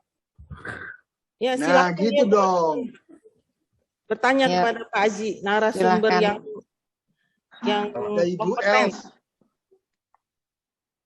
Bu Els nggak nanya, Bu Els. Ya, ayo tanyalah. Supaya Zoom-nya hidup katanya. Kalau enggak, Bu Rosita mau tanya lagi loh ini. Silahkan Bu Rosita mau nambahin lagi. Bu Els kok udah nggak ada. Paling serem kalau ditanya Bu Rosita kapan ke gereja tiap hari, aduh. Ini Bu Widya. Itu salah satunya ya Pak Haji ya. Ya. Salah satu supaya imannya tidak seperti Thomas, bisa sering-sering terima hosti ya. Ya, betul. Terima Ekaristi. Ya, itu supaya tidak Tadi seperti katekis Thomas. tuh, Ros. Katekis tuh. Kalau katekis tuh, Pak Haji kan katekis. Ya, Pak Haji. Itu yang ngomong katekis bukan? Saya kan katekis anak-anak. Ya. Kalau urusan terima hosti, Rosita juaranya lah, udahlah. Kalau ngaku dosa? Saya mengakui untuk Ngaku urusan dosa juga, Pak Haji. Apa? Ngaku dosa juga. Iya, terima hosti sama ngaku dosa. Aduh, saya Kalau belajar Pak dari Haji Rosita. terima ngaku dosa, Bu. Lain. Ya, tapi memang itu nomor satu menumbuhkan iman. Jangan kita Cara seperti mendekatkan Thomas. diri dengan Tuhan. Ya. Dan kita seperti Thomas mengaku beriman, tapi kita tidak percaya, kita galau, ya kan? Saya dapat satu nih dari ini ya, dari Mother Teresa, ya mengatakan seseorang yang sering galau itu berarti dia mengandalkan kekuatan dia sendiri. Luar biasa loh itu. Saya merenungkan kata-kata itu. Benar ternyata. Kayak kita lihat balik lagi ke Thomas, kan urusannya Thomas ya, balik lagi ke Thomas. Dia bisa tidak percaya, berarti dia galau. Berarti dia mengandalkan kekuatan sendiri. Dia tidak percaya. Ya terakhir baru dia mengakui Lord, ya kan, Tuhanku dan Allahku, ya kan. Saya merenungkan itu tuh. Mother Teresa mengatakan itu, kalau kita galau, kita frustrasi, berarti kita mengandalkan diri kita sendiri. Kita tidak mengandalkan Tuhanku dan Allahku yang seperti terakhir Thomas menyatakan itu. Benar juga ya? Ya kan? Iya, betul, 100. Ya. Karena kalau kita galau kan kita mesti katanya berdoa kalau bisa bertemu Yesus. Kita bertemu Yesus di mana? Bu Rosita dong 100 di Ekaristi. Itu kan bertemu Yesus bukan? Yesus hadir kan di situ. Lalu kita bilang ya Tuhanku dan Allahku. Itulah dia menurut Rasul Thomas. Berarti kembali lagi harus ikut Ekaristi setiap. Benar sekali. 100 Pak Haji. Yes. Aku nambahin sedikit boleh? Banyak juga boleh. Ini silahkan waktunya dipakai sampai jam 9. Oh gitu ya. Jadi yang bicaranya bukan Pak Haji. Ya. Join. ini mungkin ada sedikit miskonsepsi ya terhadap Thomas, bahwa banyak orang tuh sering melihat Thomas itu sebagai seorang yang tidak percaya. Kalau saya dari referensi yang saya pernah baca, justru bukan mau menunjukkan Thomas itu sebagai orang yang tidak percaya. Kalau dia tidak percaya, dia tidak mungkin mengakui dengan tiba-tiba Tuhanku dan Allahku. Pengakuan itu keluar karena tumbuh dari dia sebenarnya sudah punya keyakinan. Tapi memang pada saat itu imannya hancur, kepercayaannya hancur. Seperti tadi Pak Haji bilang bahwa dia nggak mau terjebak dalam 2 kali kehancuran, bahwa pada dia yang pertama itu dia melihat, loh yang dia percayai kok mati, disalib. Mereka pikir, wah bisa turun dari salib, copotin pakunya, terus mati semua. Mereka loh, kok mati dengan hina. Itu suatu kehancuran iman.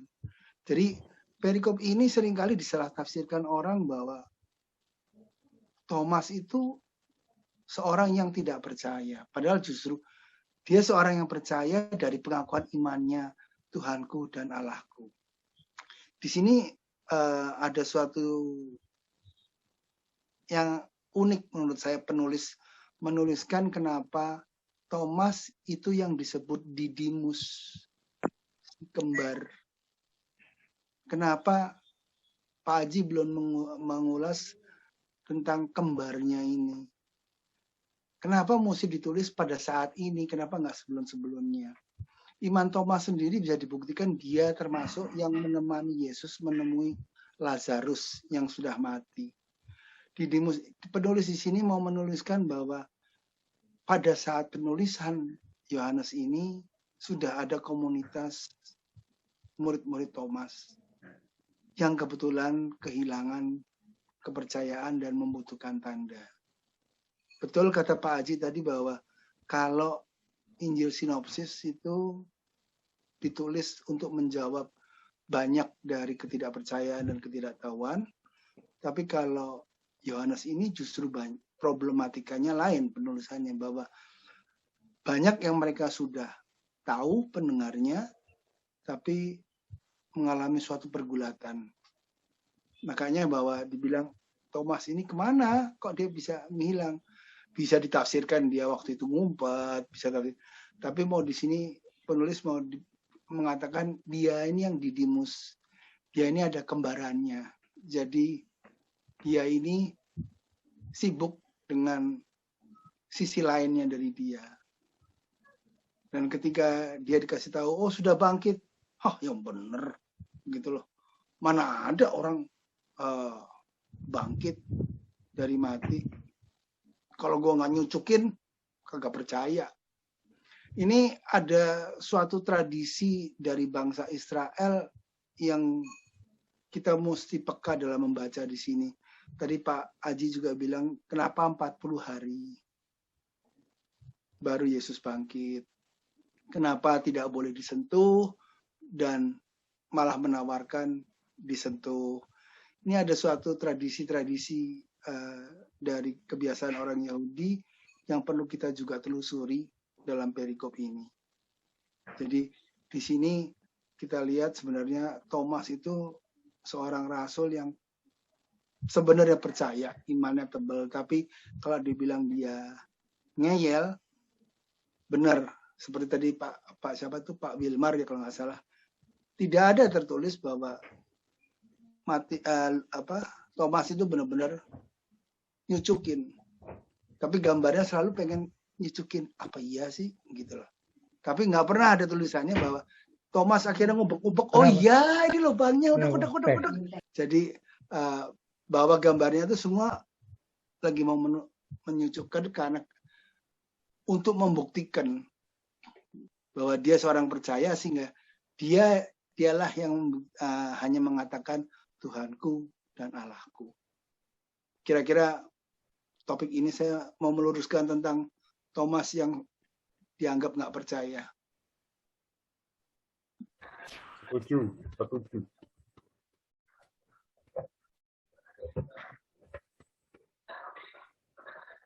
Silahkan, ada lagi Wah, ini selesai yang sebelum mau waktunya. berbagi. Selesai sebelum waktunya, bagus sekali ya. Berarti Bu Yuni, ya. itu Pak Herjaya kayaknya nulis itu. Pak Jaya nulis mau ngajakin ikut KKI itu. Sebentar, maaf saya lupa audio. Oh, pertanyaan untuk para ketua komunitas. Tuh, Bagaimana mengatasi rasa kesombongan dan mau menang sendiri atau merasa paling benar pada orang-orang yang ada di komunitas. Padahal kita harus bertumbuh lewat komunitas. Ini pertanyaannya berarti ke semua ketua komunitas. Rosita itu berarti tujuannya ke Rosita, bukan ke saya. Saya kan bukan ketua komunitas. Nesia juga boleh. Ya, Nesia juga boleh itu ketua komunitas. Silakan, saya serahkan panggungnya. Kalau menurut saya, kita sebagai ketua itu dipilih gini loh. Hari ini punya homili Romo 7. Iman itu karunia Tuhan. Tapi iman itu tidak akan terjadi sesuatu kalau kita tidak membuka hati. Nah, itu dalam sekali maknanya. Kalau kita tidak membuka hati, tidak terjadi apa-apa. Walaupun kita misalnya menyetujui jadi ketua komunitas, gitu ya. Itu pertama. Jadi dua arah nih. Tuhan memilih kita buka hati, terjadilah kita jadi ketua. Tapi setelah jadi ketua, kita mesti sadar kita seorang hamba. Kita pun diproses. Bukan berarti setelah jadi ketua, kita itu seperti ujuk-ujuk dengan power kita, dengan ini itu, kita mau nunjukin kita ketua. Bukan gitu. Di sini itu Tuhan memilih kita membuka hati, ngomong yes, untuk jadi hamba.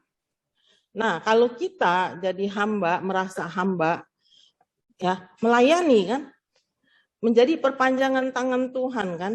Setelah itu kita tidak ada lagi ruang untuk sombong. Ini jujur terjadi sama saya. Saya tidak pernah mimpi saya jadi ketua KKS. Karena jujur saya berasa saya selama ini saya punya paroki aja, baru pindah ke Kelapa Gading baru punya paroki. Dulu saya Katolik kan, kalau dulu kan daftar kakak paroki apa itu kan nggak seperti sekarang kan, bener-bener nggak bisa lari kan. Dulu bisa buat asal kita kenal kaling, ya kan. Setelah itu kita pindah gitu dulu nih. Jangan tiru saya ya, ini saya dulu loh, ya. Saya masuk ke Kelapa Gading. Saya punya kakak yang benar, tiba-tiba saya jadi pengurus seksi liturgi di Agnes 2. Nah, pelan-pelan memang sebelum saya jadi pengurus, saya sudah tiap hari misa pagi itu loh, pagi. Dengan misa pagi itu, ya, saya menyerahkan hidup saya yang penuh dosa kepada Tuhan, biar Tuhan proses saya. Itu yang saya alami, ya. Akhirnya tahu-tahu saya kecemplung di KKS Kelapa Gading. Tapi saya diproses, jatuh bangun gitu loh. Karena pertama ya saya tidak pernah melayani di komunitas. Karena saya selalu dari dulu saya berasa saya melayani secara pribadi, saya melayani si A, si B yang minta tolong saya, belum pernah di komunitas. Setelah saya masuk, mohon maaf dengan tim KKS kalau banyak kekurangan saya. Di sini saya ngomong banyak kekurangan karena saya juga diproses. Dan setelah saya berjalan nih satu periode, saya merasa tidak ada waktu, ruang lagi untuk sombong. Ya, karena semua milik Tuhan. Bayangin waktu saya terpilih COVID, mau apa?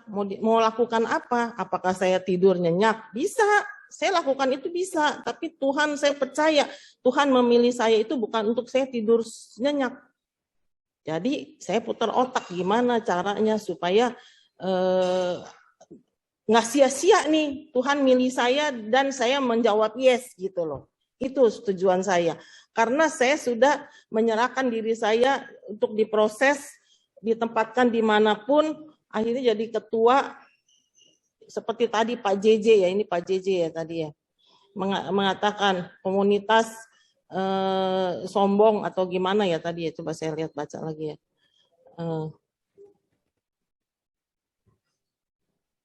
Mana ya tadi? Bu Yunita suruh baca. Bagaimana mengatasi rasa kesombongan dan mau menang sendiri atau merasa paling benar pada orang-orang yang ada di komunitas. Nah, itu menurut saya kita itu hamba. Kalau kita udah hamba, ya tidak ada kesombongan. Tim kita itu bukan karyawan kita, mereka itu tim bersama untuk kemuliaan Tuhan. Lain kalau di company. Kalau di company, saya seorang ya taruh dah misalnya manajer, saya anytime bisa pindahin orang, ya kan? Tapi di sini nggak bisa. Apapun dia itu juga mau melayani Tuhan dengan segala karakter yang berbeda. Satu yang kita mesti ingat, jangan komunitas itu tempat kita mencari panggung. Itu salah sekali. Ngerti kan maksud saya mencari panggung? Ya kan? Supaya saya dikenal, supaya saya bisa jalankan power saya. Lu jangan nggak nurut ya, gua ketua nih sekarang. Atau kita cari keuntungan pribadi dari komunitas itu. Itu yang harus kita hindari. Nah, cara menghindarinya gimana? Satu, sering-sering terima komuni. Nah, itu ya. Terima kasih, Pak Haji. Itu jawaban saya. Ya, ada ketua komunitas satu lagi, Bu Nesya, silahkan. Mungkin kalau pertanyaan itu nggak pantas ya ke saya, karena saya dipilih oleh orang-orang gitu loh, berdasarkan pemilihan. Saya sebenarnya bukan karena ketua, karena saya mau jadi ketua, bukan, tetapi karena atas pilihan orang-orang, pilihan para anggota. Nah, sepertinya Pak JJ juga nggak semua kok ketua itu sombong atau ketua itu. Ya, ini kan cara mengatasi kesombongan. Kalau orang yang nggak punya kesombongan kan nggak usah diatasi kesombongan. Misalnya Pak Paulus deh, misalnya contoh Pak Paulus, ketua kok saya? Apa? Ketua komunitas pria. Nah, apakah harus sombong? Ya enggak lah. Namanya juga komunitas. Dan beda kalau misalnya WK itu adalah organisasi. Jadi kita bekerja berdasarkan ADART. Jadi ada jenjang-jenjangnya, ada DPP, ada DPD, ada cabang, ada ranting gitu.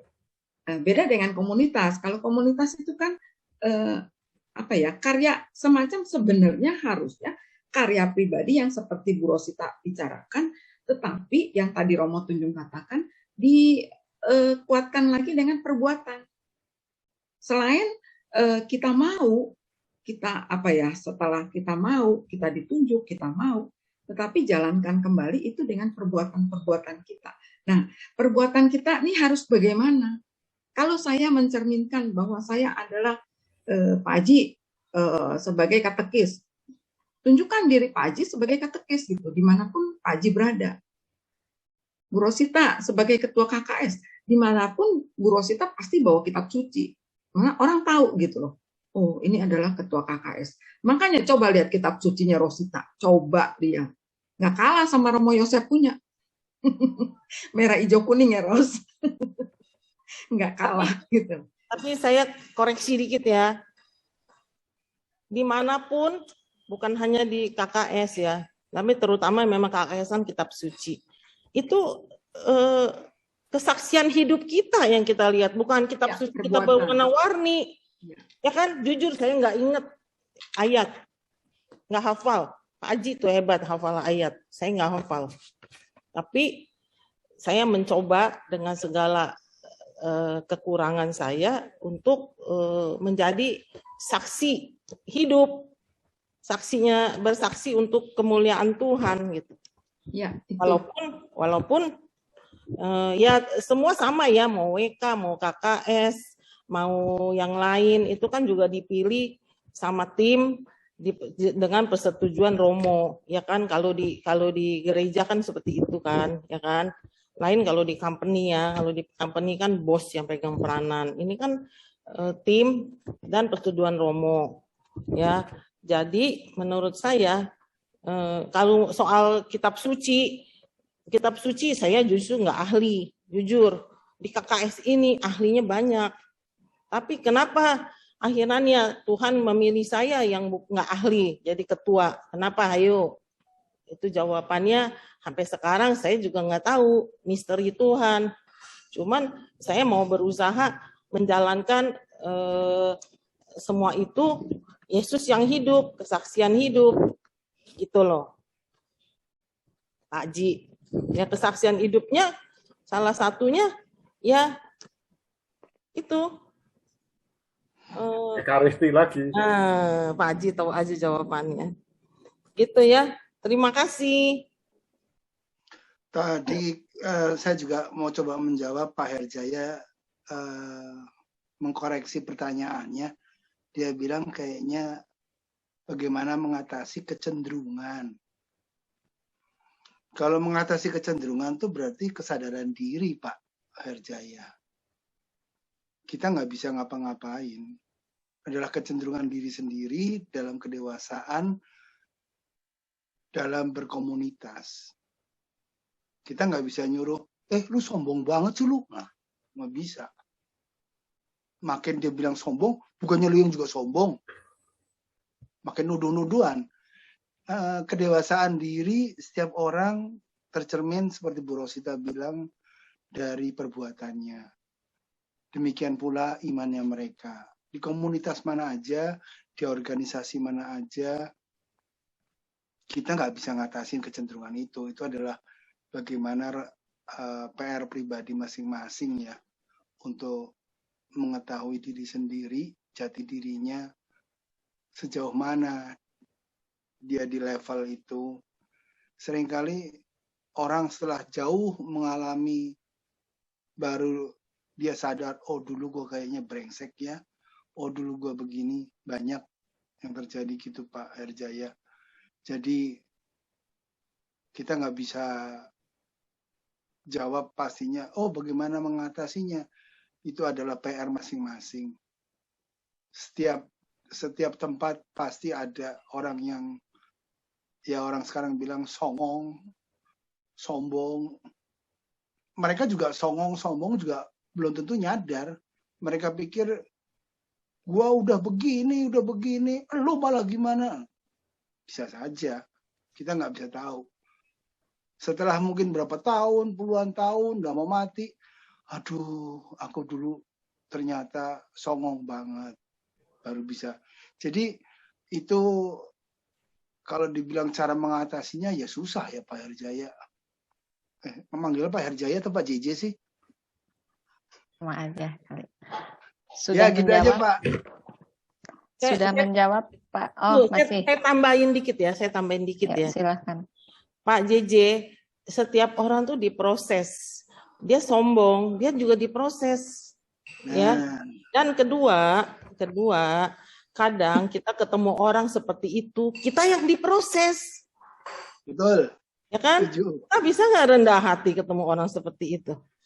Jangan dia sombong, kita ikut sombong, dia marah, kita ikut marah. Akhirnya apa bedanya kita sama si sombong itu? Sama kan? Jangan kita yang sombong ya Bu. Akhirnya kita yang lebih sombong ya kan? Ya. Jadi tuh, Pak Haji ketawa-ketawa tuh. Dia diproses, kita diproses. Itu saya dapetin ya dengan merenungkan ya kan selama saya di KKS. Oh, saya ketemu Paulus. Ya. Oh, ketemu Paulus nih. Aduh, saya terluka nih sama Paulus. Contoh nih, Paulus contoh. Terluka nih sama Paulus. Saya merenung, Tuhan bicara sama saya, lu lagi proses, lu bisa nggak ngadepi Paulus? Bisa lah, gue kasih dia kepiting, dia stop lah. Besok saya mau sombong. Contoh. Besok saya sombong. Maksudnya contoh bercanda lu Paulus. Maksudnya beneran juga nggak apa-apa, Bu. Saya diproses karena ketemu si Paulus ini. Ya kan? Bisa nggak saya rendah hati gitu loh.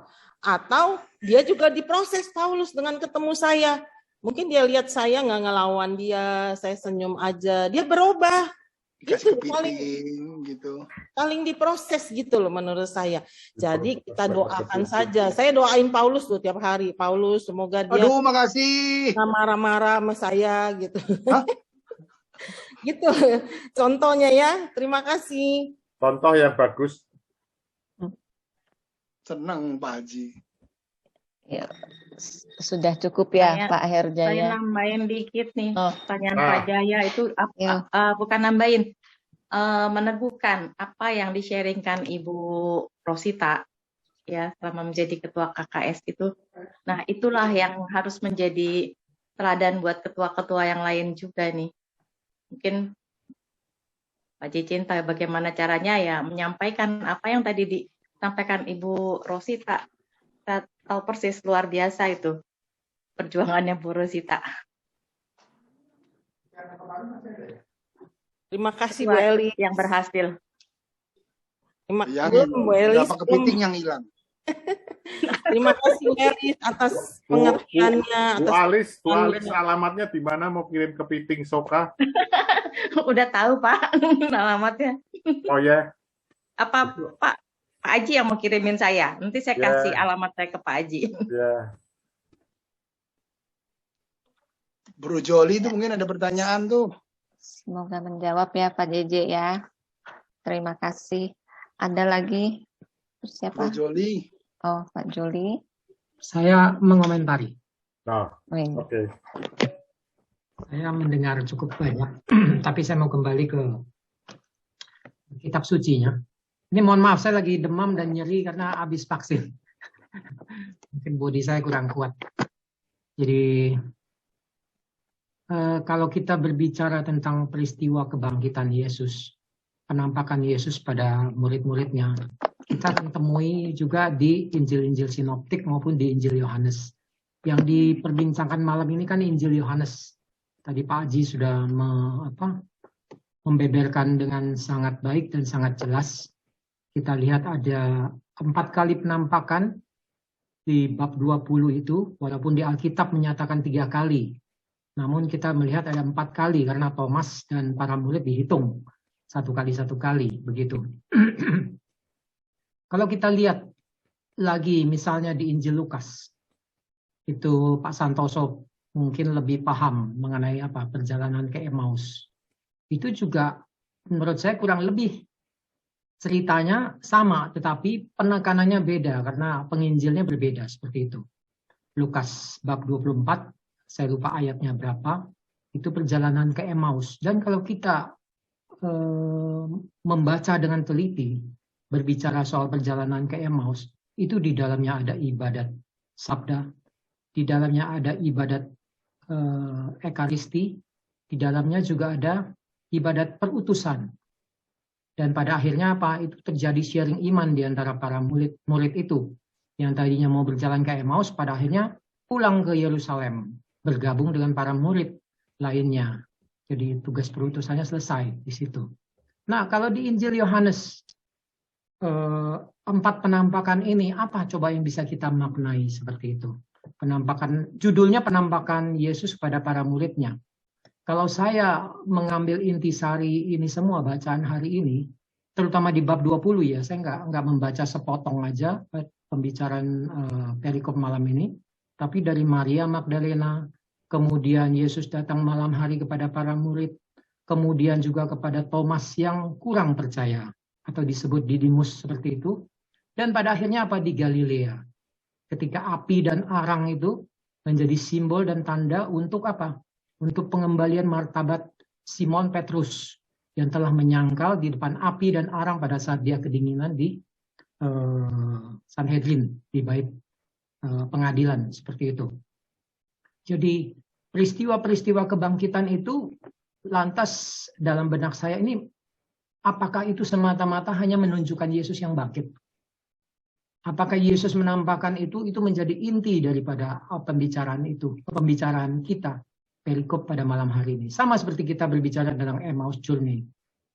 Apa? Apakah itu hanya Yesus yang menampakkan diri di tengah jalan, kemudian membagi-bagi roti, dan kemudian hilang tiba-tiba seperti itu? Saya rasa kalau kita membaca dengan teliti Emmaus Journey maupun perikop malam hari ini, kita lantas akan berpikir, sesungguhnya apa sesungguhnya yang Yesus mau katakan. Kalau menurut saya, setelah saya membaca itu, saya kok timbul pertanyaan bagaimana saya memaknai atau masuk ke dalam peristiwa kebangkitan Yesus itu. Bagaimana saya ikut terlibat di dalam peristiwa kebangkitan Yesus itu. Seperti itu. Kita melihat proses transformasi di dalamnya. Tadi Pak Aji membeberkan itu Thomas yang kurang ragu, kurang percaya dengan latar belakang dan lain sebagainya seperti itu. Kita lihat kata kuncinya apa? Ada transformasi di situ. Jadi itulah peristiwa kebangkitan ini yang mengubah diri dan jiwa seseorang dari tidak percaya menjadi tidak percaya. Saya rasa penekanannya di situ. Jadi walaupun Injil Yohanes pada akhirnya di ayat berapa yang terakhir bahwa Yesus adalah Mesias, anak Allah, banyak sesungguhnya tanda-tanda itu, tapi mungkin Alkitab tidak cukup untuk mencatatnya. Tapi yang terpenting kita tahu bahwa Yesus adalah Mesias. Memang penekanannya pada percaya, tetapi percaya saja tidak cukup. Saya nggak tahu apakah Bapak Ibu sepakat, tapi saya merasa percaya aja tidak cukup. Saya yang percaya aja masih berbuat kadang-kadang miring sana miring sini. Jadi percaya saja tidak cukup seperti itu. Butuh satu proses di mana saya mengalami kebangkitan Yesus ini sebagai bagian dari diri saya untuk berubah, bertransformasi. Itu kira-kira poin yang bisa saya angkat dari perikop pada malam hari ini. Demikian, tidak panjang lebar. Terima kasih Pak Haji, Pak Paulus. Terima kasih Pak Joli. Terima kasih Pak Joli. Sama-sama.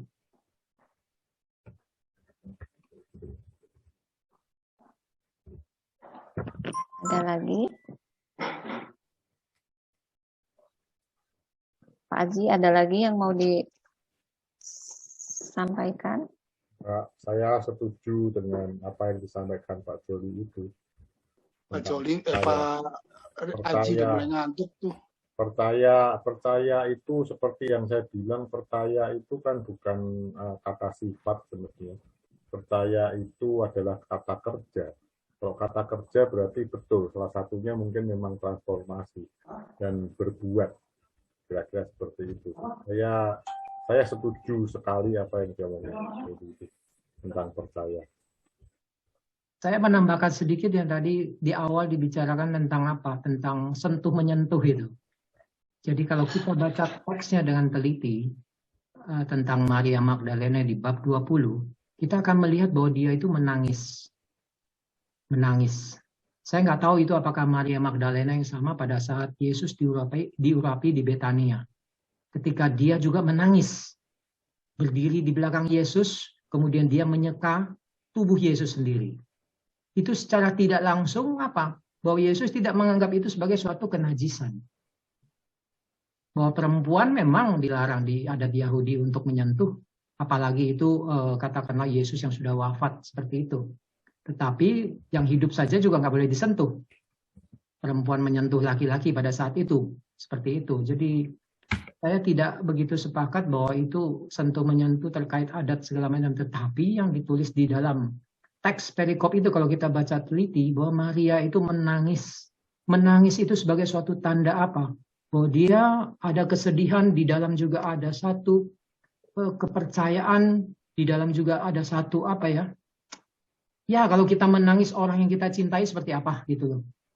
Orang yang kita cintai meninggal atau pergi dan lain sebagainya, kita menangis seperti itu ya, itu saya rasa feelingnya seperti itu gitu. Jadi di dalam itu sudah ada satu kepercayaan, dan Yesus tidak perlu lagi menunjukkan itu dipegang dan lain sebagainya gitu. Jadi itu yang saya mau ini gitu. Saya kembalikan semuanya sebenarnya kepada teksnya. Teks itu berbicara sangat jelas seperti itu. Demikian. Terima kasih. Terima kasih Pak Joli. Ada lagi Bapak Ibu?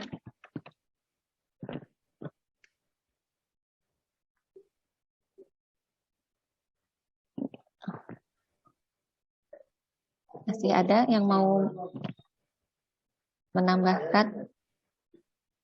Kayaknya Pak Haji belum sharing nih. Sharing dong Pak Haji.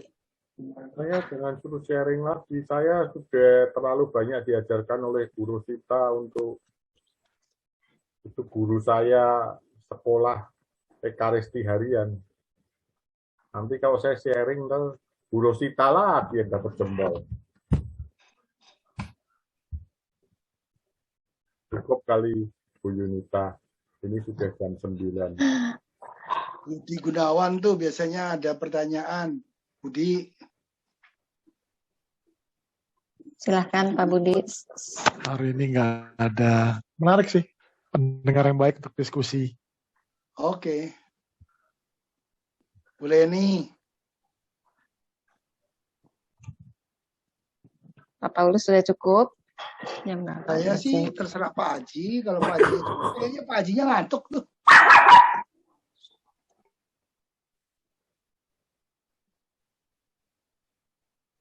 Pak Budi Gunawan itu yang dulu waktu belum pandemi, kalau ada seminar tentang kitab suci kayaknya sering datang Pak ya, yang pakai celana pendek Pak ya. Oh, iya. Bener. Betul ya. Dengan celana panjang saya susah bergerak. Iya. Saya kok setelah lihat ini saya bayang-bayangin kayaknya familiar sekali wajahnya. Terus Bapak banyak tanya lah. Bapak banyak tanya kalau ada tentang kitab suci itu saya sering lihat. Ya, hanya sekedar sampai sekarang masih belajar terus, Pak. Ya, harus terus, Pak. Jangan berhenti, Pak. Nggak bisa berhenti juga sih, karena terlalu banyak yang menarik dari kitab suci. Ya, semakin tahu, semakin banyak tidak tahu lagi. Ya, tahu satu ternyata masih ada 99 yang belum tahu. Kalau nggak tahu apa-apa itu rasanya udah cukup. Tapi begitu tahu, makin, ternyata kok nggak tahu. Oh, ya, betul, Pak. Setuju. Saya sangat bersyukur dengan lockdown ini sebaliknya. Jadi gimana ya, blessing in disguise. Karena jadinya banyak romo-romo yang bikin acara gitu kan. Ya, jadi cepat langsung semua di Zoom gitu, kena semua. Bisa libas semua ya, makanya jadi kayak yang di channel YouTube juga kan banyak Pak. Ya, jadi saya bisa dengar waktu-waktu yang saya ada ya, Kakit Rama Bayu, Romo Yosef. Ada. Jadi saya biasanya dengerin itu dari rekaman-rekaman. Karena kalau untuk ikut live saya suka masalah waktunya. Ya. Tapi dari YouTube-nya itu saya nggak pernah putus gitu setiap hari. Betul. Bu Maria, itu malah ketawa-ketawa doang tuh. Ada pertanyaan mungkin Bu Maria? Ini ada sedikit tanggapan dari Pak JJ mengenai Yesus melarang Maria Magdalena menyentuh Yesus. Menurut saya karena kemuliaan Allah itu sempurna. Apa yang masih bersifat duniawi tidak bisa digabungkan dengan kemuliaan surgawi. Sayang sekali Pak JJ-nya nggak bisa buka suara karena banyak orang katanya rame di tempatnya. Yes, terima kasih buat tanggapannya Pak JJ.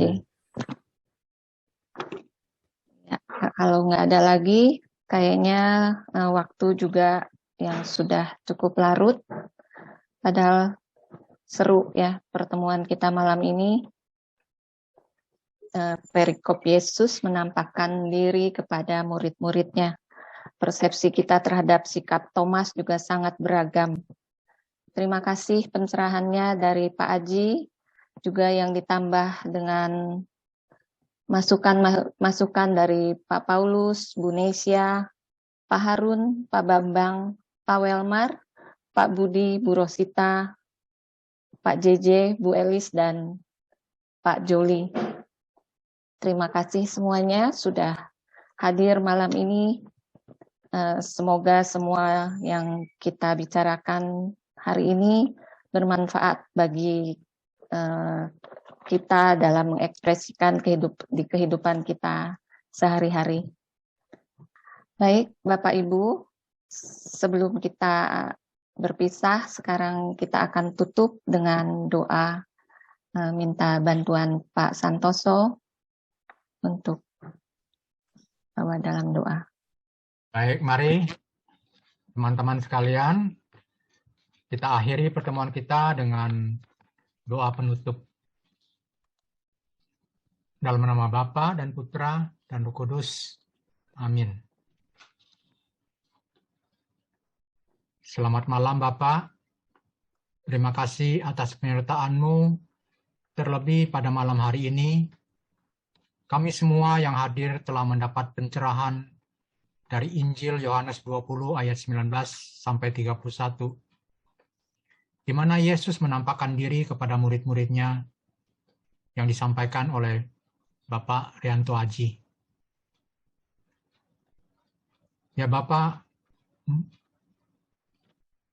melalui Santo Thomas telah menunjukkan tanda-tanda sehingga percaya.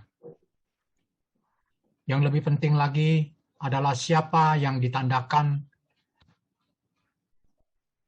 dari tanda yang itu sendiri.